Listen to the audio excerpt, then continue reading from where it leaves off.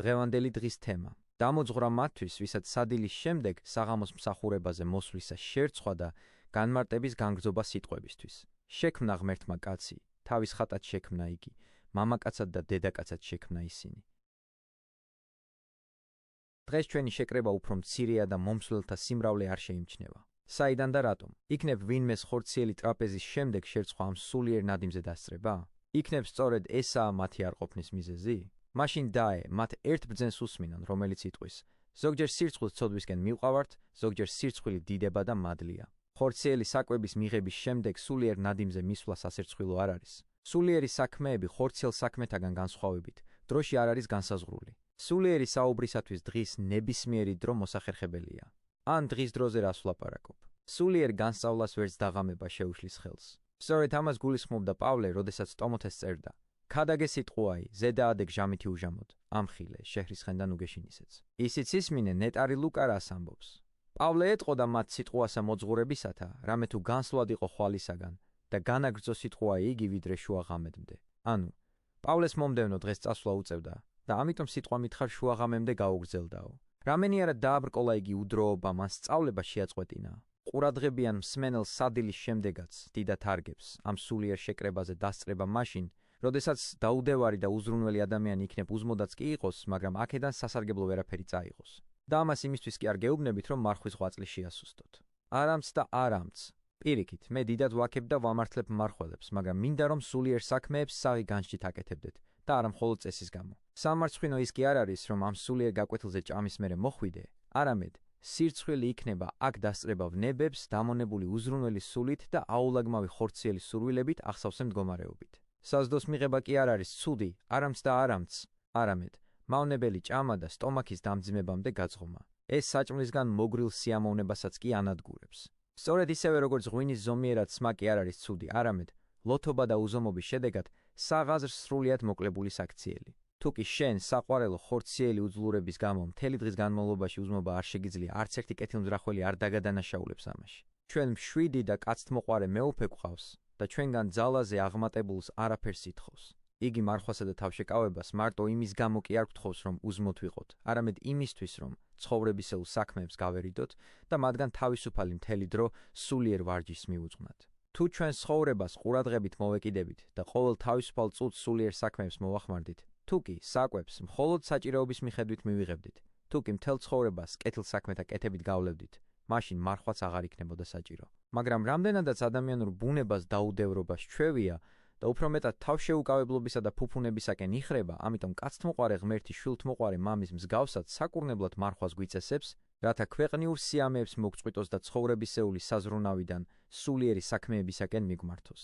ამგვარად, თუ კი ზოგიერთ აქ მოსიარულეს ხორციელი სისუსტის გამო უზმოთ ყოფნა არ შეუძლია, ასეთებს ურჩევთ, რომ განიმტკიცონ ხორციელი ძალები და ამ სულიერ სწავლებას ნუ მოაკლებენ საკუთარ თავს და სულზე კიდე უფრო მეტად იზრუნონ. საჭმლისგან თავშეკავების გარდა ღვთის წინაშე კადნიერების კარის გასაღებად კიდევ მრავალი საშუალება არსებობს. ვინც ვერ მარხულობს და ჭამს, დაე, მან უხვად გასცეს მოწყალება, გულმოდგინედ ილოცოს, განსაკუთრებული მოშურნეობით ისმინოს ღვთის სიტყვა. აქ ხორციელი სისუსტე ვერ დააბრკოლებს. დაე, ასეთები შეურიგდნენ მტრებს, დაე, სულიდან ბოროტის ყოველგვარი ხსოვნა განდევნონ. თუ კი ისინი ამის გაკეთებას შეძლებენ, ამით ჭეშმარიტ მარხვას აღასრულებენ, ისეც როგორცაც უფალი ჩვენგან მოითხოვს. ღმერთი ხო საჭმლისგან თავშეკავებას იმის გამო გვიდებს აღთქმად, რომ ხორციელი სურვილები ავლაგმოთ და აღთქმას დაუმორჩილოთ. ხოლო თუ გადავწყვეთ, რომ ხორციელი უძლურების გამო სრულად უარი ვთქვათ მარხვაზე და თანაც სრულ უზრუნველობას მივეცემით, თავს ისე დავიღუპავთ, რომ თვითონაც ვერ მივხვდებით. თუ მარხვის დროსაც კი ამ კეთილ საქმეთა აღსრულებას ჯეროვნად ვერ ვახერხებთ, ეს განსაკუთრებით ძნელდება მაშინ, როდესაც მარხვა არ გვეხმარება. რა კიღა ეს ყველაფერი უკვე იცით, მას ვინც მარხულობთ შეძლების დაგვარად გააძლიერეთ კეთილი და საკებარი გულმოდგინება. დაღა თუ გარეშე ესე კაცი ჩვენი განიხსნების, არამედ შინაგანი განახლდების დღითი დღეთ. ანუ, თუმცა ადამიანის ხორცი უძლურდება და იხწნება, სამაგიეროდ იგი შინაგანად სულიერად განახლდება. მარხვა იმორჩილებს სხეულს და უწესო სურვილებს ალაგმავს. სულს ანათლებს, აღაფრთოვანებს, მწუხარებას უმსუბუქებს და უადვილებს. ხოლო რაც შეეხება ჩვენ ძმებს, ვისაც ხორციელი სნეულების გამო მარხვის ძალა არ შესწევთ, მათ უთხარით, რომ ამ სულიერ საკვებს ნუ მოიკლებენ. ასწავლეთ და გადაეცით, რაც ჩვენგან ისმინეთ და დაანახეთ, რომ ამ სწავლების მოსმენის უღირსი ის კი არ არის, ვინც ზომიერად სვამს და ჭამს, არამედ უზრუნველი და სიამოვნებაზე გადაგებული ადამიანი. შეახსენეთ მათ მოციქულის ნათქვამი: რომელი ჭამს, უფლისად ჭამს, რამე თუ ჰმადლობს ღმერთსა, და რომელი არა ჭამს, უფლისადვე არა ჭამს და ჰმადლობს ღმერთსა. ამგვარად, მარხველებიც უნდა ემადლიერებოდეთ ღმერთს იმისათვის, რომ მარხის ღვაწლისთვის საკმარისი ძალა მოგცათ და არა მარხველებიც, რადგანაც მათ სულებს ეს ვერაფერს დააკლებს, თუკი თავად ისურვებენ. კაცთ მოყარე ღმერთი აურაცხელ გზას გვაჩვენებს იმისთვის, რომ თუკი ჩვენ თავად მოვინდომებთ მის წინაშე უმაღლესი კადნიერება მოვიპოვოთ. ამის შესახებ საკმარისად ვილაპარაკეთ მათთვის, ვინც არ ესწრება, რათა მათი სირცხვილი გაგვექარვებინა და გვეჩვენებინა, რომ საღამოს მსახურებამდე საკვების მიღება სამარცხვინო არ არის, რადგანაც სირცხვილს ჭამა კი არ მოგვიტანს, არამედ ბოროტი საქმეები. ცოდვა უდიდესი სირცხვილი. თუ კი ვცოდავთ, მარტო კი არ უნდა გვცხენოდეს, არამედ სახეს ვიფარავდეთ და საკუთარ თავს, როგორც მცოდველს უღირს უწოდებდეთ. თუმცა არც მაშინ უნდა დავკარგოთ იმედი, პირიქით სინანული უნდა მოვიპოვოთ და გამოვსწორდეთ. ჩვენი მეუფე ისეთია, რომ თუკი ჩვენ დაუდევრობით შევცოდავთ, ის არაფერს მოგთხოვს გარდა იმისა, რომ ცოდვა ვაღიაროთ, მერე კი ამაზე შევჩერდეთ და იგივე ცოდვა აღარ გავიმეოროთ. თუ ზომიერად ვიღებთ საკვებს, ნუ შეგვწყვება, რადგანაც უფალმა ისეთი სხეული მოგცა, რომელიც სხვაგვარად უსაკვებოდ არსებობას ვერ შეძლებს. ოღონდაც ზომიერება დავიცვათ. ეს ძალიან მოქმედებს ჩვენი სხეულის ჯანმრთელობასა და სიმტკიცეზე. განა ყოველდღიურად არ ხედავთ, რომ დიდებული სუფრები და განუზომელი ძღომა ათასგვარ სნეულებას იწვევს? საიდან მოდის ფეხების დაავადებები? საიდანაა თავის ტკივილი? საიდანაა ჩირქიანი ნახველი? რა იწვევს სხვა არაერთ სნეულებას? განა ის უზომობის ბრალი არ არის? განა ღვინის გადამატებული სმა არ იწვევს ამას? როგორც გადატვირთული ხომალდი იძირება ადვილად, ასე ჭამითა და სმით გამძღარი ადამიანი ეშვება უფსკრულში, გონებას დანთქავს და ბოლოს ცოცხალი ლეშივით წევს ხშირად კლავაც ბევრი ბოროტების შემძლე. თუმცა, კეთილი საქმისთვის ის უკვე მკვდარია. ამიტომ, ნეტარი პავლეს დარად გევედრებით. ხორცთა ზრახვასა ნუ ყოფთ გულის სათქმელ. ანუ, ხორცზე ზრუნვას ვნებად ნუ აქცევთო. სულიერი საქმეების საკეთებლად გააძლიერეთ და გაამრავლეთ მოშურნეობა და შრომა. უთხარით ეს ყველაფერი თქვენ ძმებს და დაარწმუნეთ, რომ ამიერეიდან ნუღარ მოიკლებენ სულიერ საკვებს. და სადილის შემდეგაც მოვიდნენ აქ მთელი გულმოდგინებით. ისმინონ მოძღვრება და შეძლონ, რომ მტკიცედ გადუდგნენ ეშმაკის სასჯელს. ახლა კი ჩვეულ ტრაპეზს შემოგთავაზებთ და დავაჯილდოვებთ თქვენს გულმოდგინებას სმენისადმი. ამასთან იმ თქვენს უწინდელ ვალსაც გადაგიხდით. ცხადია თქვენ იცით და გახსოვთ, რომ როდესაც კაცის შექმნაზე ვლაპარაკობდით, დროის სიმცირის გამო მთელი საკითხავის გადახედვა ვერ მოხერხდა. სწავლება დავასრულეთ მხეცებზე მსჯელობით და ვაჩვენეთ, რომ თავდაპირველად ადამიანი ბატონობდა მათზე, მაგრამ ურჩობის გამო შემდგომ ეს მდგომარეობა დაკარგა. ამიტომ დღეს გვინდა დანარჩენიც გადმოგცეთ და ისე გაგიშვათ აქედან. ხოლო იმისთვის, რომ ნათქვამი ცხადი გახდეს თქვენთვის, უნდა გაგახსენოთ, რაზე შევჩერდით. იმავე ადგილიდან გავაგრძელოთ და საბოლოოდ დავასრულოთ სწავლება. რაზე შევჩერდით? განვამრტავდით სიტყვებს. შევქმნათ კაცი ჩვენს ხატად და ჩვენს მსგავსად. ბატონობდეს იგი ზღვის თევზებზე, ცის ფრინველზე. რადგანაც მაშინ ჩვენი საუბარი მნიშვნელოვნად განივრცო და აზრების მთელი ზღვა დავაყენეთ, წინსვლა ვეღარ შევძელით და ამაზე დაყოვნების გამო შემდეგზე ლაპარაკი ვეღარ მოვასწარით. ამიტომაც ახლა უნდა წაუკითხოთ თქვენს სიყვარულს, თუ რა მოსდევს შემდეგ, რომ იცოდეთ, რაზე ვაპირებთ ლაპარაკს. წმინდა წერილი ზემოთ მოხმობილი სიტყვების შემდეგ განაგრძობს. შექმნა ღმერთმა კაცი, თავის ხატად შექმნა იგი, მამაკაცად და დედაკაცად შექმნა ისინი. აკურთხა ღმერთმა ისინი და უთხრა: აღორძინდით და გამრავლდით, აავსეთ დედამიწა, დაეუფლეთ მას, უპატრონეთ ზღვის თევზს, ცის ფრინველს, ყოველ ცხოველს, რაც კი დედამიწაზე დადის. სიტყვა ბევრი არ თქმულა, მაგრამ მოკლე ნათქვამში დიდი განძია დაფარული. სულიწმიდით შთაგონებულ ნეტარ წინასწარმეტყველს ამჯერად ჩვენთვის რაღაცის დიდად იდუმალი სწავლება უნდა. როდესაც ამბობს: შევქმნათ კაცი, იგი განჯასა და განხილვაზე მიგვითითებს. ყოველთა შემოქმედმა აზრის ამგვარი გადმოცემით უკვე მიუთითა იმის ღირსებაზე, ვის შექმნასაც აპირებს. და ჯერ კიდევ შექმნამდე გვაჩვენა ამ მომავალი ქმნილებისათვის, თუ რაგვარი ძალაუფლების მინიჭებას აპირებდა. როდესაც ღმერთმა თქვა: შევქმნათ კაცი ჩვენს ხატად და ჩვენს მსგავსად. იქვე დაურთა: ბატონობდეს იგი ზღვის თევზებზე. შეხედე, როგორი მთავითვე გვიხსნის იგი დაფარულ განძს. სულიწმიდის მიერ ამეტყველებული წინასწარმეტყველი არ არსებულს, როგორც არსებულს და აღსრულებულს ისე ხედავს. მას მითხრა, რატომაა რომ ღმერთი მას შემდეგ, რაც თქვა შევქმნათ კაცი ამბობს: და უპატრონეთ. ამით იგი რაღაც დაფარულ საიდუმლოს გვიმხელს. ვინ არიან ისინი, ვისაც მიმართავს? და უპატრონეთ.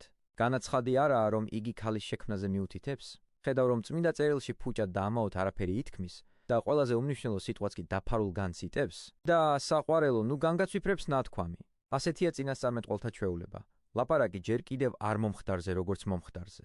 ისინი მრავალი წლის შემდეგ მოსახდენ ამბებს სულიერი თვალით ხედავდნენ. ამიტომაც ლაპარაკობდნენ ისე, თითქოს ყველაფერი თვალთაწინ უდგათო. და იმისათვის, რომ შენთვისაც გაცხადდეს ეს, ისმინე რამდენი თაობით ადრე წინასწარმეტყველებდა და უგალობდა ქრისტეს ვნებებს ნეტარი დავითი. განხურიტნეს ხელნი ჩემნი და ფერხნი ჩემნი. და კიდევ, განიყვეს სამოსელი ჩემი მათ შორის. ხედავ რომ ის რაც დიდი ხნის შემდეგ უნდა მომხდარიყო, მან უკვე მომხდარივით აღწერა და იწინასწარმეტყველა. ასევე ახლა ეს ნეტარი წინასწარმეტყველი მოსე უკვე დედაკაცის შექმნას მიგვანიშნებს და გამოცანასავით გვეუბნება. და უპატრონეთ ზღვის თევზს.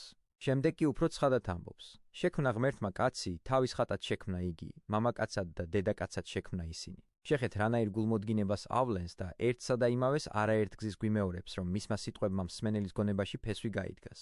ეს რომ არ ჰქონოდა მხედველობაში მის თქმაც იქმრებდა. შექმნა ღმერთმა კაცი, თავის ხატად შექმნა იგი, მამაკაცად და დედაკაცად შექმნა ისინი. მაგრამ გარდა ამისა იგი დაურთავს. თავის ხატად შექმნა იგი. მან ადრეც გვიჩვენა თუ რას ნიშნავს ხატად. ახლა კი კვლავ იმეორებს ამ სიტყვას და ამბობს.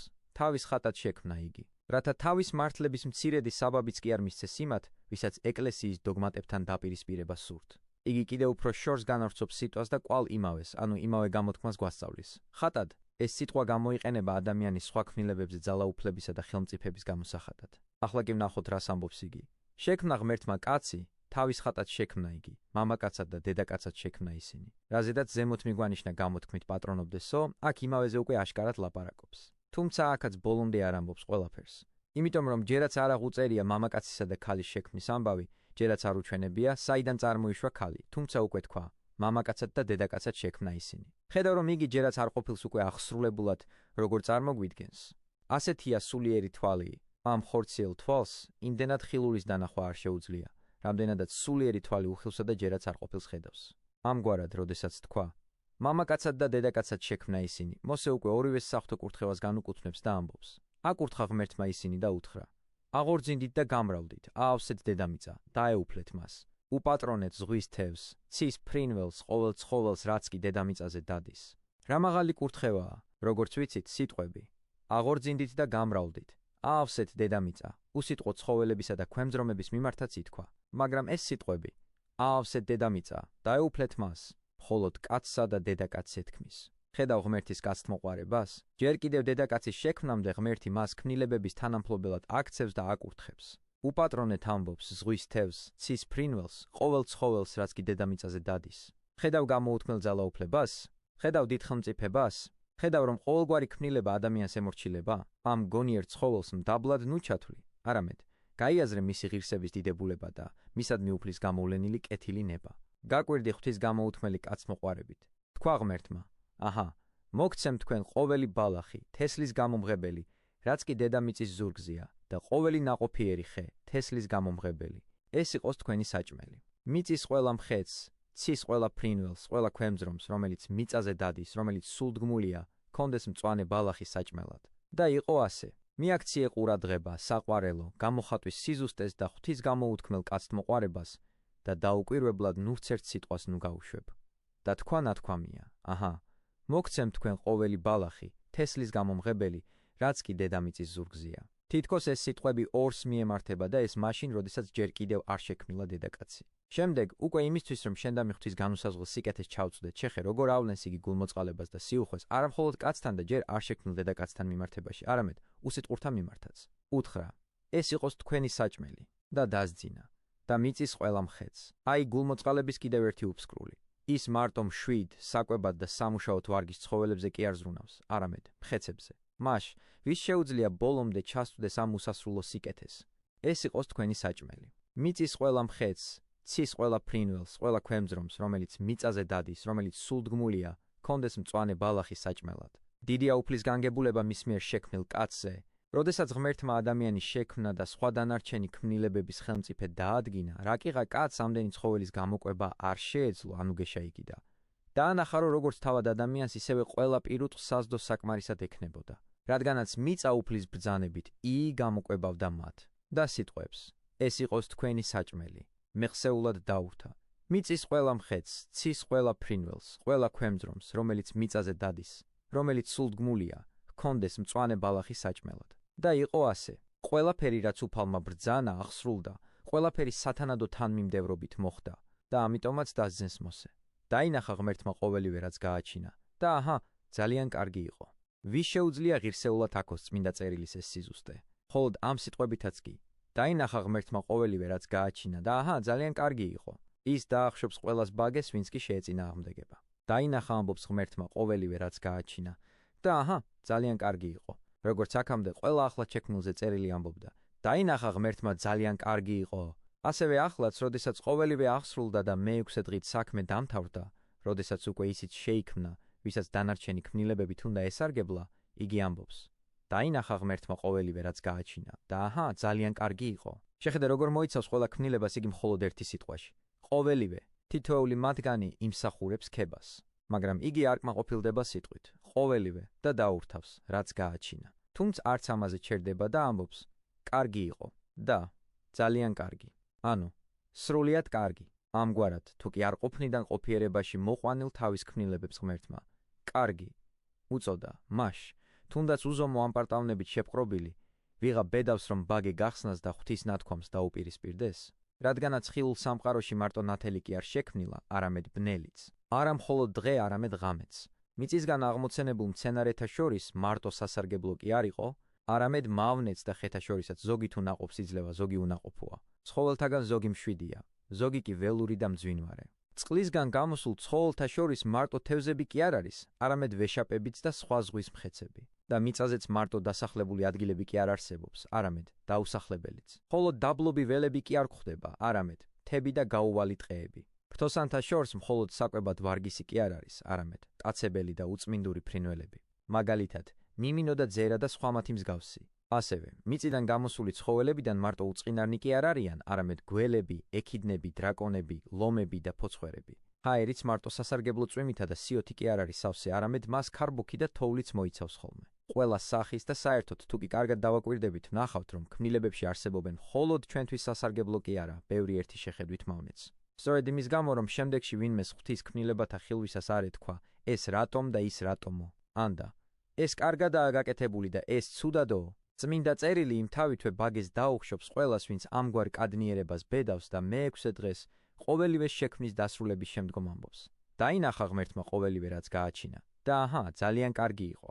რა შეედრება ამგვარ მოწმობას, როდესაც თავად ყოველივეს შემოქმედი აცხადებს და ამბობს, რომ ქმნილება კარგია და ძალიან კარგი. ამიტომ, როდესაც ვინმეს საკუთარი წარმოდგენებით გატაცებულს ნახავ, წმინდა წერილს რომ ეწინააღმდეგება განერიდე მას. ანდა, სულაც ნუ განერიდები, არამედ მისმა უმეცრებამ სიბრალულით აგავსოს, წმინდა წერილის სიტყვები მოიტანე და უთხარი რომ დაინახა ღმერთმა ყოველივე რაც გააჩინა და აჰა, ძალიან კარგი იყო.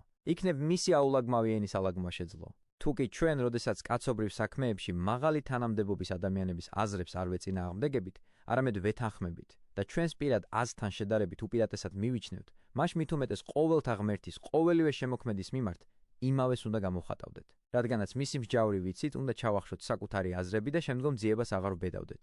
არამედ ვიცოდეთ და მტკიცეთ გვწამდეს, რომ ყოველივე გონიერად და კაცთმოყვარებით შეიქმნა და ფუჭად და ამაოდ არაფერი ქმნილა. თუმცა საკუთარი გონებრივი უძლურებიდან გამომდინარე, ზოგიერთი ქმნილების გამოყენება არც კი ვიცით. მიუხედავად ამისა, უნდა გვწამდეს, რომ ღმერთმა ყოველივე სიბრძნითა და კაცთმოყვარებით დაბადა.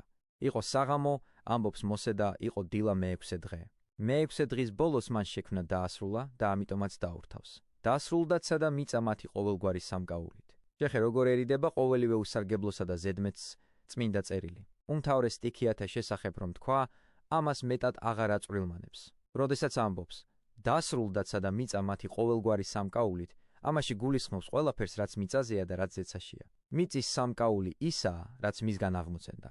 ბალახი, თესლი, მცენარეთა ნაყოფი და ასე შემდეგ, რომლითაც შემოქმედმა მორთო იგი. შესაბამისად ზეცის სამკაულს შეადგენს მზე, მთვარე, 1000 გვარი ვარსკვლავი და მათ შორის არსებული ყველა ქმნილება. სწორედ ამიტომ წმინდა წერილმა ამ ორ სტიქიაში გააერთიანა. ყოველივე გაასრულა ამბობს ღმერთმა მე-6 დღეს თავისი საქმე, რაც გააკეთა. შეხე, პირველ და მეორე შემთხვევაში, როგორ იმეორებს იგი ერთსა და იმავეს, რათა ჩვენ ვიცოდეთ, რომ მთელი შექმნის პროცესი 6 დღის განმავლობაში გრძელდებოდა. გაასრულა ამბობს ღმერთმა მე-6 დღეს თავისი საქმე, რაც გააკეთა და დაისვენა მე-7 დღეს ყოველი საქმისგან, რაც გააკეთა. რას ნიშნავს? და დაისვენა მე-7 დღეს ყოველი საქმისგან, რაც გააკეთა. შენიშნე, როგორ ადამიანურად, როგორი სიმდაბლით ლაპარაკობს წმინდა წერილი. ეს თავის დამდაბლება რომ არა, მაშინ ნათქვამ ვერცერთ სიტყვას ვერ ჩავწვდებოდით. დაისვენა ამბობს მე-7 დღეს ყოველი საქმისგან, რაც გააკეთა. ანუ მან შეწყვიტა შექმნა არ ყოფნიდან ყოფიერებაში ქმნილებათა მოყვანება. რაც იყო საჭირო უკვე შეიქმნა, ისიც შექმნა, ვისაც ამ ყოველივეთი უნდა ესარგებლა. აკურთხა ამბობს ღმერთმა მეშვიდე დღე და წმიდა ხო იგი, რადგან ამ დღეს დაისვენა ღმერთმა ყოველი საქმისგან, რასაც ქმნიდა ღმერთი და აკეთებდა. რაკიღა მას უკვე აღარაფერი უნდა შეექმნა და ყოველივე რისი შექმნაც თავისი კაცმოყვარებით ისურვა, მისი ბრძანებით უკვე იყო შექმნილი. და რაკი მე-6 დღეს ქმნადობა დასრულდა და მე-7 დღეს სხვა აღარაფრის შექმნა აღარ სურდა. რადგანაც რაც მოინდომა, ყველაფერი უკვე აღსრულდა, ამ დღეს მე-7-ს თავისი განსაკუთრებულობა რომ ქონოდა და რომ ის ნაკლებ მნიშვნელოვანი არ გამოჩენილიყო, რაკიღა მის განმავლობაში არაფერი შექმნილა, ღმერთი აკურთხებს მას. აკურთხა ღმერთმა მე-7 დღე და წმიდა ხო იგი. განა სხვა დღეები კი არ არის კურთხეული? რა თქმა უნდა არის. მაგრამ იმ დღეების კურთხეულობის დასამოწმებლად ისიც კმარა, რომ თითოეული მათგანი რომელიმე ქმნილების შექმნით აღინიშნა. ამიტომაც წმინდა წერილი მათ შესახებ არ ამბობს აკურთხაო, არამედ მხოლოდ მე-7 დღეზე ამბობს ამას. აკურთხა და დაურთავს. და წმიდა ხო იგი, რას ნიშნავს? წმიდა ხო იგი, გამოყო იგი. შემდეგ კი იმისთვის რომ გვაჩვენოს მიზეზი თუ რატომ ითქვა. წმიდა ხო იგი, წმინდა წერილი დასძენს. რადგან ამ დღეს დაისვენა ღმერთმა ყოველი საქმისგან, რასაც ქმნიდა ღმერთი და აკეთებდა. აი, სწორედ აქ, სამყაროს დასაბამიდან, ღმერთი მიგვანიშნებს სწავლებაზე, რომლის მიხედვითაც კვირის შვიდეულის განმავლობაში ერთ დღეს უნდა გამოვყოფდეთ და ვუთმობდეთ სულიერ საქმეებს. სწორედ იმისთვის დაასრულა ყველა თავის საქმე 6 დღეში უფალმა რომ ეკურთხებინა და წმინდა იყო მე-7 დღე, რადგან ამ დღეს დაისვენა ღმერთმა ყოველი საქმისგან, რასაც ქმნიდა ღმერთი და აკეთებდა. მაგრამ აქ ვხედავ, რომ აზრთა მთელი ზღვა კვლავ ჩნდება და არ მსურს, რომ ის უგულისხმურად გადავლახოთ, არამედ მინდა ამ სულიერი სიმდიდრის თანამონაწილენი გავხდეთ. რა კითხვა დაისმის აქ? წმინდა წერილი გვაჩვენებს, რომ ამ დღეს საქმეთაგან დაისვენა უფალმა ქრისტეს ახარებაში გვეუბნება. მამაი ჩემი მოაქამომდე იქმს და მეც ავიქმ. ამ ორი აზრის შედარება ერთგვარ შეუსაბამობაზე ხომ არ მეტყველებს? არამც და არამც. წმინდა წერილი არ ეწინააღმდეგება საკუთარ თავს, როდესაც აქ წერილი ამბობს, რადგან ამ დღეს დაისვენა ღმერთმა ყოველი საქმისგან. იგულისხმება, რომ ღმერთმა მე-7 დღეს შეწყვიტა შექმნა, ქმნილებათა არყოფნიდან ყოფიერებაში მოყვანა. ხოლო როდესაც ქრისტე ამბობს, მამაი ჩემი მოაქამომდე იქმს და მეც ავიქმ, ამით მის მარადიულ განგებულებაზე მიუთითებს და საქმედ იხსენიებს არსებული შენარჩუნებას, ყოფიერებაში არსებობის გაგრძელებას და დროში მის მიმოქცევას. როგორ იარსებებდა სამყარო სხვაგვარად, მას რომ არ წარმართავდეს ხელი მაღლისა, არ წინამძღვრობდეს და განაგებდეს ყოველივე ხილულს და ადამიანთა მოდგმას, და თუ კი ვინმე კეთილგანზრახულად მოინდომებს გამოწვილვით ჩაწვდეს ყველაფერს, რაც სამყაროს შემოქმედის მიერ ყოველდღიურად თქვენ და სარგებლოდ ხდება, იგი კაცთმოყვარების უფსკვლოს აღმოაჩენს. მართლაც, რა წარმოსახვა, რა გონება შეძლებს მიწვდეს გამოუთქმელ სიკეთეს, რომელსაც ღმერთი კაცთა მოდგმას ანიჭებს, როდესაც მისი ბრძანებით მზე მისი აღმოვალს ბოროტთა ზედა და კეთილთა და წვიმს მართალთა ზედა და ცრუთა. და ყველა დანარჩენითაც უხვად გვაჯილდოებს, იქნებ სიტყვა ზედმეტად გაგვიგრძელდა, მაგრამ ეს ფუჭად და უმიზნოდ არ გვიქნია. გვინდა მხოლოდ რომ მათ, ვინც დღეს აქ არ მოვიდა, თქვენგან შეიტყონ, რა მოაკლეს საკუთარ თავს, როდესაც ხორციელი საკვების გამოისობით სულიერი საკვები დაკარგეს. მაგრამ წუხარება კიდევ მეტად რომ არ დაუმძიმოთ, მათ და მიძმური სიყვარული გამოხატეთ, ჩვენი სიტყვები გადაეცით და ეს თქვენგან მართლაც გულწრფელი სიყვარულის ნიშანი იქნება.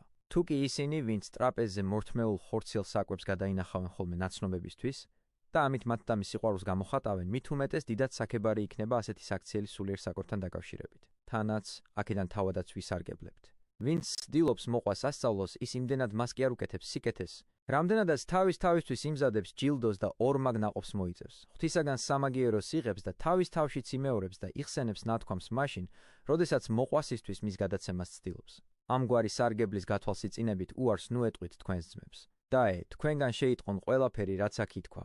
ხოლო იმისთვის, რომ შემდეგ ისევ თქვენ არ მოგიწიოთ ასეთი დარიგებების წარმოთქმა, ჩვენთან წამოიყვანეთ ისინი, შეაგონეთ, რომ საკვების მიღება არანაირად არ აბრკოლებს სულიერ დარიგებას და რომ სულიერი საუბრისთვის ნებისმიერი დრო გამოდგება. აბა, კარგად დავაკვირდეთ.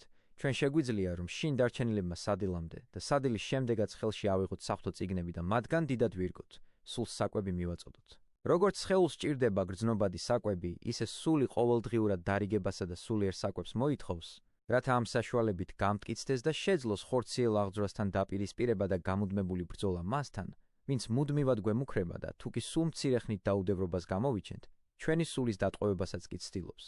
დავით წინასწარმეტყველმა სწორედ ამიტომ უწოდა ნეტარი მას, ვინც ჯულსა მისსა ზრახავ დღე და ღამე, ანუ ვინც დღე და ღამ ღვთის კანონებზე ფიქრობს.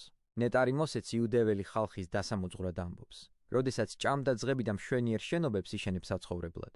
ხედავ, რომ საკვების მიღებისას მით უფრო უნდა ვცდილობდეთ სულიერი საზრდოს მიღებასაც, რათა ხორციელი გაძღომის შედეგად უზრუნველობით მოცული სული წარწმედისაკენ არ წავიდეს და ეშმაკის სასჯელს არ ეწიოს, რომელიც გამუდმებით ცდილობს სასიკვდილოდ დაგჭრას. იმავე წინასწარმეტყველმა სხვა ადგილას თქვა: დაწოლისას და ზედგომისას გახსოვდეთ უფალი ღმერთი თქვენიო. ხედავთ, რომ არასოდეს არ უნდა გავდევნიდეთ ღვთის ხსენებას ჩვენი მეხსიერებიდან. მტკიცედ ვიცავდეთ სინდის. გამუდმებით ვფხიზლობდეთ და თავი არასოდეს მოვასვენოთ. არამედ რადგანაც მტრის მძვინვარება ვიცით, ვიფხიზლოთ და სიმხნე შევინარჩუნოთ. ყველა შემოსასვლელი ჩაურაზოთ და სულიერ საკვებზე არასდროს თქვათ უარი. ამაშია ჩვენი გადარჩენა, ამაშია სულიერი სიმდიდრე, ამაშია უსაფრთხოება. თუ გამუდმებით ასე დავიცავთ თავს კითხვით, მოსმენით და სულიერი საუბრით, მაშინ ჩვენსავ თავსაც უძლევად ვაქცევთ, მზაკვარი დემონის სასჯელსაც ავირიდებთ და ცათა სასუფეველსაც მივაღწევთ, მადლითა და კაცთმოყვარებითა უფლისა ჩვენისა იესო ქრისტესითა, რომლისა არს, მამისა და სულისა წმიდისა თანა დიდება, პატივი და უფლება, აწდა მარადის და უკუნითი უკუნისამდე. ამინ.